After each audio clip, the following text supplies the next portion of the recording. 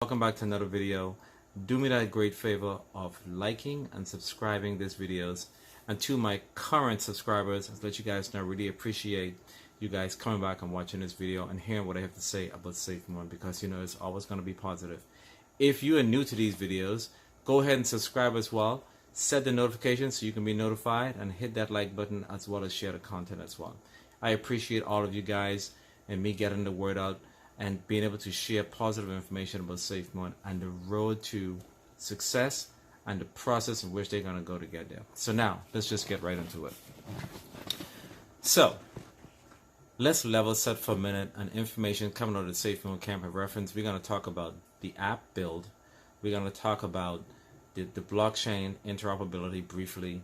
And we're going to talk about information being on funds being transferred to LBank. So let's talk about the build app. So guys, I'm not going to get too technical, but a build is basically a term for a revision or an improvement to an application in any form of any facet.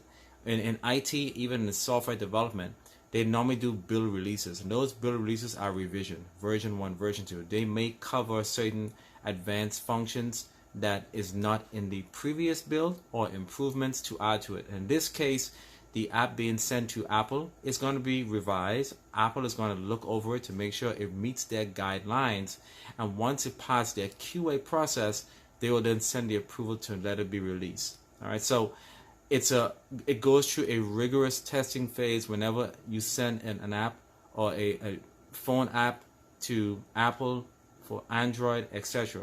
But a build is basically an app that should maybe have improvements to some additional functionality that a company is improving on. In this case, say Safemoon may be having some improvements to maybe bridges that they want to also include in the Safemoon wallet. It's just an improvement. And yes, it can take 24, 48 to 72. It can take up to a week.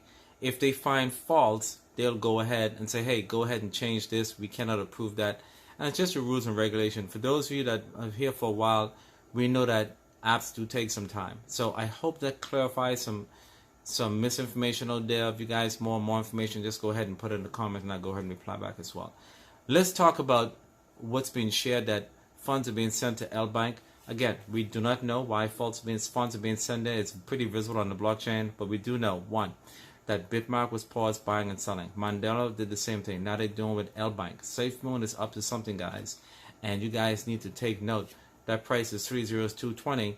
That's a great time to buy, but Safemoon is up to something, and they will be coming up with something soon. It's just that they're keeping it really confidential, and they're in the phase of testing and gradually bringing stuff into production in small forms to go ahead and verify that these improvements are working. I don't think they're gonna go ahead and blast out a full prod feature if it's not fully tested. So just keep in mind, whatever they're releasing, as far as IT, they're going to go through a change management process to make sure that application is working properly before it's being released. Let's talk about the blockchain information that was released on Discord, and I'm just going to do it really quick. Information was asked, and John wanted to know if those who are technical enough to really understand what he's talking about. So interoperability, when talking about a blockchain. So basically, it's to share information, to exchange information seamlessly, is the term interoperability. So what I'm thinking with that from a technical standpoint is that he wants a very, very seamless transition between, let's say, for example, from one blockchain to the next, so you can transfer money back and forth seamlessly from one bridge to the other. That is the most simplified way of putting it. And I think, as I've mentioned before, the more blockchains, the better, because it helps with LPs, it helps with accessibility, and that's why the interoperability comes about.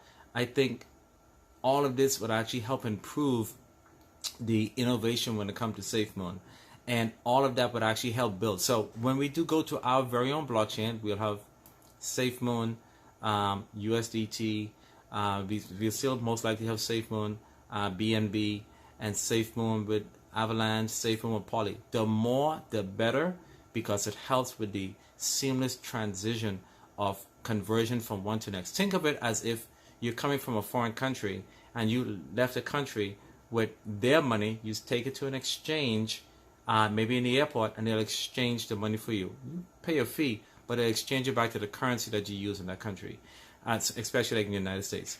I hope this information was educational for you guys. Again, for new subscribers, go ahead and like, subscribe, share the content. My goal is to get to 100 subscribers before the end of April 2023. Let's get there together so we can celebrate, so I can now bring you guys solid and even more in-depth content. And until I see you guys again,